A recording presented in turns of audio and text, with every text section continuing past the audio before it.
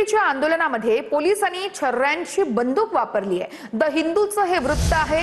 छर्र्यांची बंदूक म्हणजेच palette gun वापरली गेल्याचं द हिंदू या ठिकाणी वृत्त छापण्यात आलेलं आहे। छर्र्यांच्या बंदुकीमुळे जखमी झालेल्या तरुणावरती उपचार सुरू असल्याचं यावेळेस म्हटलेलं आहे। लेडी हार्डिंग मेडिकल कॉलेजमध्ये 25 वर्षीय तरुणावरती उपचार सुरू असल्याचंही कळतंय। अमित शहा देशातील मुलांविरोधात उघड युद्ध छेडणार का असा सवालही या ठिकाणी उपस्थित करण्यात आलाय। द हिंदूच्या वृत्तानंतर काँग्रेसचे नेते पवन खेरा यांचा शहांना हा सवाल आहे। तर आंदोलनामध्ये छर्र्यांच्या बंदुकीचा वापर नाही, दिल्ली पोलिसांनी लगेच स्पष्टीकरण देखील दिलेलं आहे। द हिंदूचं वृत्त काय ते बघूया।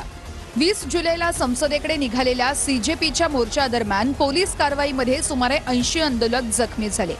आंदोलकांपैकी एक असलेल्या शेख इर्शाद मंसूरी याला पेलेट गननं म्हणजेच छर्र्याच्या बंदुकीनं दुखापत झाली।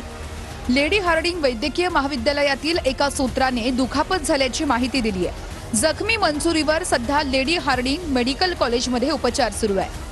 कॅनॉट प्लेस मधील पालिका बाजाराजवळ आरएएफ जवानानं पॅलेट गनने गोळीबार केला। मंसूरीच्या मित्राची ही माहिती आहे। आंदोलनादरम्यान एका महिलेवर शॉर्ट बॅटन वापरल्याचा व्हिडिओही समोर आलाय। पॅलेट गन आणि शॉक बॅटनचा दिल्लीमध्ये प्रथमच वापर झाल्याचंही वृत्तात म्हटलंय।